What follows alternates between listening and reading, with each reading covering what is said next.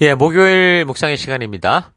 예수님은 믿음의 대상이지 사유의 대상이 아니다. 예수님은 믿음의 대상이지 사유의 대상이 아니다. 이런 제목으로 오늘 묵상 또 나누겠습니다. 자, 진정한 교회와 성도는 외부의 핍박으로 인해 변질되지 않고 오히려 더 순결하고 거룩한 성도로 성장하고 성화되는 것을 얘기했는데, 내부적인 부패와 욕심의 덫에 걸리면 아무리 화려한 예루살렘 성전이라고 하더라도 쉽게 무너지고 하나님께서 함께 할 수 없는 곳이 됩니다.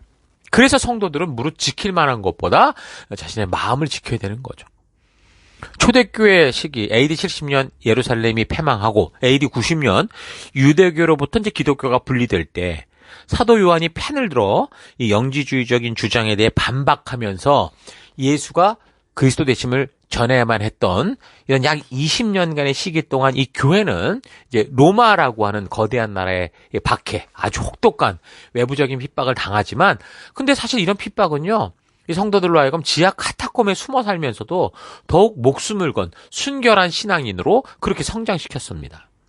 그러니까 진정한 교회와 성도는요, 짓밟을수록 더 정금과 같이 돼요. 아니, 정확히는 정금 같은 믿음의 사람들만 남아서, 알곡만 남아서 끝까지 믿음의 길을 걷게 됩니다. 자, 그러나 교회 안에서 발생한 영지주의적 주장에 의한 내부적인 혼란은요, 교회를 뿌리채 흔드는 그런 일이 되는 아주 위험한 일이었거든요. 역사적으로 볼 때 초대교회 당시였던 1세기에, AD 1세기에는 영지주의가 어떤 확고한 철학이나 이론적으로 정립된 형태로 드러나진 않았었어요. 그런 추세가 막 그런 것들이 드러났던 거죠. 근데 2세기가 돼서 이제 본격적인 그 모습이 드러나는데, 그러나 사도 바울이나 뭐 사도 베드로, 그리고 이제 우리가 살피는 이제 사도 요한의 글이나 또 유다서 등을 통해 보면 이미 초대교회에서부터 그런 거짓 교사들의 실체가 시작된 것을 알 수 있어요. 그러니까 교회를 내부적으로 혼란하게 하면서 믿음의 뿌리를 흔드는 일이 이미 그때부터 시작됐다라는 거죠. 저들이 주장하는 근본은 결국 뭐냐?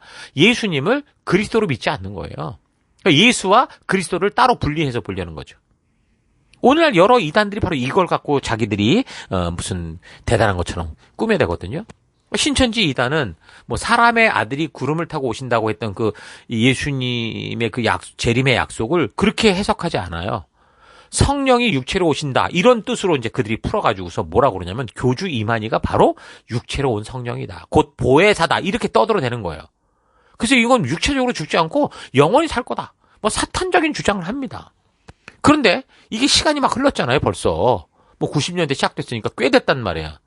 그게 곧 보니까 늙어 죽을 것 같지 완전히 꼬부랑 할아버지처럼 되는 거예요. 그러니 성령도 하나님이 죽으라면 죽을 수 있지 않겠냐, 이런 식으로 교리를 자꾸 이제 변질시켜서 이 이만희가 죽은 사후를 또 이제 준비하는 그 꼬라지를 봅니다. 계속 그 단체에 빠진 사람들은 그러는 거예요. 스스로가 스스로를 세뇌시키는 그런 함정에 빠져 있는 거죠. 그러니까 예수가 그리스도 되심을 부인하거나 변질시키고 심지어 성령님을 건드리면서 자기가 마치 하나님이 보내신 하나님의 대변자인 것처럼 떠들어대는 거죠. 우리가 지금 성경 역사를 살피는 이 시대, 이 초기 교회 시대, 거짓 교사들이 주장했던 그 영지주의 주장들과 똑같은 이단 이 종교 논리가 지금 이 시대에도 똑같이 이렇게 나타나고 있는 거예요. 지금 이 시대만이 아니라 어느 시대든 결국은 예수가 그리스도 되심을 믿지 못하는, 그 안에 종교를 만들고자 하는 모든 그 이런 단체 안에서 이런 일이 벌어지게 돼 있어요. 영지주의의 주장은 영적인 존재의 완벽한 신이, 그렇게 거룩하고 완전한 신이 어떻게 이 육체의 본능에 휩쓸리고 있는 이런 육체 속에 오냐, 그 본능, 재물욕, 성욕, 식욕, 명예욕, 수면욕, 이거 이기지 못해서 그렇게 더럽게 살고 있는 육체적 본능에 지배받는 불완전한 사람의 모습으로 어떻게 그게 신이 이렇게 올 수 있냐. 그리고 그렇게 인간 사고를 그렇게 한계로 정해져 버리니까 인본주의적인 관점에서 자꾸 이제 그리스도의 임재를 그렇게 풀어내려고 하는 거예요. 그러니까 예수는 인간일, 육체일 뿐이고 그리스도는 하나님의 신이다. 그래서 그리스도의 신이 예수라는 사람께 잠깐 그 육체를 사용한 거야, 이런 식으로 막 얘기를 하거나, 아니면 아예 오늘날로 말하면, 쉽게 말하면 홀로그램처럼 예수님이 실제가 아니라 가상적인 존재로 그렇게 보였던 거야, 이런 식으로만 주장을 하게 됐던 거죠.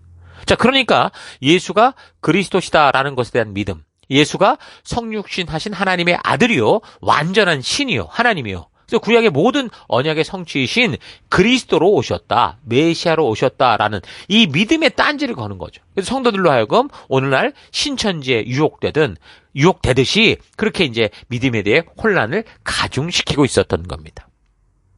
사도 바울의 말기 사역으로부터 AD 70년 예루살렘이 멸망하고 계속되는 그 20년간 교회 안에는 바로 이런 혼란스러운 생각들과 그게 사실인 것처럼 가르치는 이 영지주의적인 거짓 교사들이 발생함으로 해서 점차 교회와 성도가 바른 말씀의 길을 걷지 못하고 자꾸 휘청거리고 이 부르심에서 빗나가는 그런 일들이 생겼던 거죠. 그래서 이미 다른 사도들은 AD 70년 그 예루살렘 멸망을 전후로 순교해서 예수님의 살아계신 역사를 직접적으로 증거할 증인들이 이제 거의 다 이제 죽었을 때 예수님의 사역과 죽음과 부활과 승천의 산 증인이 있었죠. 그게 누굽니까? 예수님의 제자 사도 요한이었던 거예요. 그 요한이 그때까지 살아있었기 때문에 예수가 그리스도이셨다라는 이 사실에 대한 산 증인으로 예수님의 생애가 담긴 그 이야기를 적죠. 그 복음서가 바로 뭐예요? 요한복음인 거예요. 근데 그런 예수님의 생애를 담은 요한복음, 이 기록 시기가 그래서 AD 85년에서 90년 어간이라고 보거든요. 자, 그러니까 교회가 이렇게 예수가 그리스도 되심에 대해서 거짓되이 가르치는 이런 혼란한 이런 시기에 예수님은 분명 성육신하신 하나님이셨음을 전하는 이 요한복음이 예수님의 모든 사역을 본 이 증인, 이 사도 요한에 의해 그게 적혀진 거예요. 얼마나 귀합니까? 자신이 직접 그 예수님의 사역과 죽음과 부활과 승천을 본 산 증인으로서 예수님이 누구신지, 예수님이 왜 그리스도이신지, 예수님께서 스스로 선포하셨던 그 말씀, 요한이 직접 들었던 말씀을 가지고 전하는데 그 요한복음에 그래서 뭐가 있냐? 예수님이 전했던 7가지 자기 선포. 나는 뭐뭐다. 나는 길이요, 진리요, 생명이다. 이런 식으로 자신의 그 정체성을 알렸던 7가지 내용과 또한 이거는 사람이 흉내내지 못하는 오직 하나님만이 하실 수 있는 표적 7가지. 그러니까 인간의 마술이니 속임수로는 도저히 이게 흉내낼 수 없는 그런 증거들을 가지고 예수님은 바로 그리스도셨고 살아계신 하나님의 아들이셨다라는 걸 증거하는 그 예수님의 그 생애가 담긴 예수님의 신성을 전하는 복음서. 그게 요한복음이었던 거예요. 그래서 우리가 보통 사복음서라고 하는데 마태, 마가, 누가복음을 우리가 공관복음이라고 하거든요. 근데 그렇게 해서 예수님의 행적을 역사적인 사건을 중심으로 비슷한 시기에 예수님이 메시아고 하나님의 아들 인자였다는 걸 증거하고 있다면 요한복음 같은 경우는 바로 이런 시기에 예수님의 신성, 그가 그리스도셨다라고 하는 분명한 이 초점에 맞추어서 하나님의 예수님의 신성을 증거하는 그런 놀라운 증거가 되는 책을 그렇게 적게 되는 거죠. 자, 그리고 이제 우리가 살피게 되는 이제 요한 1서, 2서, 3서 이런 서신서들은 이 요한복음을 통해서 그렇게 이제 사도 요한이 예수가 그리스도 되심을 분명하게 전하는 걸 듣고도 계속해서 교회 안에서 예수님이 그리스도 되신다라는 것에 대해서 의문을 품고 이론적인 말장난으로 예수님을 종교의 대상으로 만들어서 사유의 대상으로 만들어서 교회를 혼란하게 하려는 그런 거에 대해서 성도들로 하여금 하나님과 다른 사랑의 교제 가운데 나아가라. 이거는 종교와 철학이 아니다. 이걸 알게 하고 살아있는 관계로 이끌기 위해 이제 이게 적혀진 겁니다. 그러니까 하나님께서는 우리 가운데 성육신 하셔서 우리의 죄를 사하시고 성령으로 함께 영원히 거하시고자 하는 하나님의 진정한 인격적 교제로의 초대로 이끄시는 거예요. 살아있는 관계로 부르시는데 이 거짓 교사들은 단지 종교적 철학으로만 받아들이고 사유의 대상으로 생각하고 어떻게 거룩한 신이 본능에 끌려 사는 사람과 함께 할 수 있느냐 이렇게 생각을 해서 예수님의 성육신을 부인하고 예수님께서 스스로 계시하여 말씀해 주신 그 하나님의 뜻 분명한 그 하나님의 예수님의 말씀까지 외면하고 자기 철학을 따라 자기들의 종교를 만들어 살아간 거죠. 하나님은 예수님을 통해 새로운 종교를 만들고 우리에게 당신을 어떤 종교적 교주로 섬기라고 우리를 부른 게 아니에요. 우리를 창조하신 인격적인 하나님으로서 우리를 그런 관계 가운데 하나님 나라의 백성으로 우리를 부르신 거예요. 자녀로 부르셨다고요. 예수님은 그런 하나님의 사랑이 명백하게 나타난 실제 증거였죠. 모든 구약의 예언을 통해 약속하셨던 그 언약의 성취가 되는 분이 예수님인데 그런데 거짓 교사들이 단지 종교적 이론 속에 가두어 버려서 자기들이 생각하는 존재, 그 우상으로 만들어서 마치 신비한 무슨 하늘의 지식을 자기들이 가진 것처럼 이런 식으로 속인 거죠. 여러분 이거는요 분명한 제2계명 10계명의 제2계명에 대한 위반이에요. 우상숭배라고요. 그러니까 예수님은 하나님께서 우리에게 살아있는 인격적 관계를 원하시는 증거요, 증인으로서 이 땅에 오신 거고, 과연 어떻게 하나님과 인격적 관계, 사랑의 관계로 회복되는지를 알려주시고 그 길이 되어주셨는데, 그래서 결국 하나님의 자녀는 백성으로 하나님과 관계가 회복되어 교제하고 사랑하고 또 그것이 펼쳐진 그 하나님의 나라 이웃들을 사랑하며 살아가는 축복된 삶으로 우리를 불러주신 건데 이 영지주의자들은 그런 예수님을 종교 속에 가두고 사유하는 대상으로 삼고 일원화된 지식을 만들어서 그걸 마치 자기들이 무슨 굉장하고 깨달은 지식인 것처럼 떠들고 자랑하면서 함께 사랑하고 전도해야 될 이 이웃들을 무시하고 종교적 무슨 하위 계급처럼 취급하는 그런 일이 생긴 거죠. 그래서 하나님은 요한 1서, 2서, 3서, 유다서도 마찬가지인데 이걸 통해서 종교적 이론 싸움에 너희가 빠지지 말고 살아계신 하나님과 참된 교제 가운데서 살아가라. 그래서 이제 그 사랑에 대해서 이야기를 하고 말씀을 지켜가는 것이 하나님의 말씀대로 걸어가는 것이 하나님과의 진정한 관계 속에서의 동행이다. 이런 얘기를 해주는 겁니다. 말씀이 빠지면 아무것도 할 게 없어요. 이거 잘 기억해야 됩니다.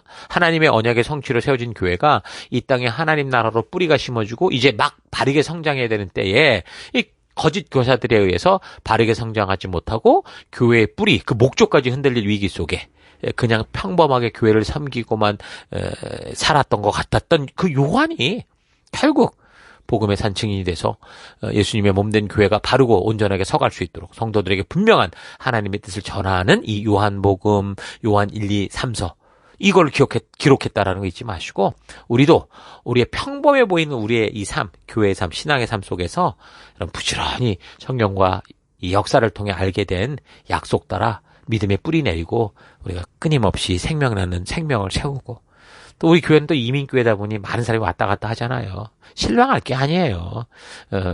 교회 안에 들어왔다면서 방황하는 사람들을 바른 길 잡아주고 바른 길 갈 수 있도록 해주는 게 우리의 사명이다라는 거 잊지 마시고 그 길 걷는 여러분과 제가 되기 바랍니다. 자, 오늘 하루 나도 예수님에 대해 성경의 계시를 통해 말씀해 주시는 그분이 아니라 내가 찾고 내가 필요로 하는 내 개인의 신을 만들어서 그 이름을 예수라고 부르고 있는 건 아닌가 좀 차분히 되돌아봤으면 좋겠습니다. 초기 교회가 태동하고 성장하기 시작하는데 교회를 혼돈하게 하던 이들이 일부러 그런 계획을 짜고 종교적 이론을 만들어서 그렇게 교회를 분열시키고 종교로 만들려고 한 게 아니고요. 믿음의 대상인 예수님을 학문의 대상, 철학적 사유의 대상으로 생각하고 인간들의 지식과 학문적 논리를 따라 예수님의 그 일들을 생각하고 그리고 유추하고 그렇게 자기들끼리 이해된 그대로 그냥 믿어버리는 것. 그것 때문에 그렇게 자신들이 이 십계명이 결국 제2계명을 완벽하게 위반하고 있다. 이것도 몰랐을 거라고 보여요. 그런 짓을 하면서도. 그래서 이미 지난 세대로부터 자유주의 신학이라는 것이 교회 안에 들어왔는데 이들이 성경을 대하고 하나님의 계시를 접근하는 방법이요. 바로 우리가 살펴가는 이 초대교회식이 영지주의의 접근법과 너무나 똑같은 걸 볼 수 있습니다. 인간들의 지식과 논리를 근거로 인간 사고 안에서 성경을 이해하려고 하고 성경의 내용을 그렇게 해석하려고 하면 하나님께서 이루시는 기적적인 일들이 다 가짜로 보이는 거예요. 그래서 예수님의 성육신과 십자가의 죽음과 부활을 믿지 못해서 자신들의 이성적 이해를 바탕으로 풀어가려고 하게 되고 그래서 성경 자체가 하나님의 계시의 말씀이 아니라 그냥 한 종교의 말도 안 되는 경전 정도로만 이렇게 보고 그렇게 종교화시키는 거죠. 여러분 창조주 하나님께서는 먼지와 같은 존재인 우리에게 먼저 인격적인 손을 내미시고 참다운 교제의 자리로를 부르셨습니다. 그런데 오늘을 살아가는 나는 이 살아계신 하나님의 초대와 그 초대가 사실임을 확실하게 우리로 알게 하신 예수님의 실존과 또 그의 죽음과 부활을 증거하는 영으로 오신 성령님을 맛보아 알고서도 단지 교회당에 그들을 가두고 자기가 원하는 종교적인 만족을 위한 존재로 전락시키려고 하고 있지는 않은가 좀 되돌아보시고 나의 믿음을 그래서 삶을 되돌아보시고 우리의 삶 곳곳에서 하나님 말씀의 가치를 따라 하나님의 백성답게 살아가는 여러분 될 수 있기를 주의 이름으로 축원합니다. 자, 오늘 하루도 힘내십시오. 잠시 기도하겠습니다. 하나님, 우리를 창조하시고 온전한 인격적 교제를 위해 자유의지까지 허락해 주셨는데 우리 하나님께서 주신 이 놀라운 축복의 능력으로 오히려 예수님을 의심하고 마치 우리가 신인 것처럼 교만하게 종교의 틀에 우리 하나님을 가두어 하나님을 우상으로 만들며 살아왔던 것 회개합니다. 용서하여 주옵소서.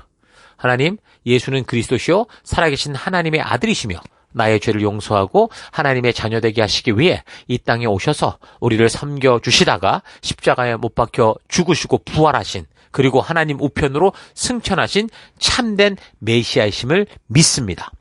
하나님, 그런 우리 예수님을 종교의 대상, 철학적 사유의 대상으로 삼지 않고 그런 일을 이루신 하나님의 진정한 뜻이 담긴 이 성경을 바르고 온전히 살피며 하나님의 깊은 마음을 만나는 내가 되기 원합니다. 거듭나기 원합니다. 하나님, 주님이 우리를 이끄시는 이 거룩한 길, 믿음의 길, 살아있는 관계의 길 잊지 않고 오늘도 그 길을 걷는 내가 될 것을 결단하고 감사드리며 예수님 이름으로 기도했습니다. 아멘.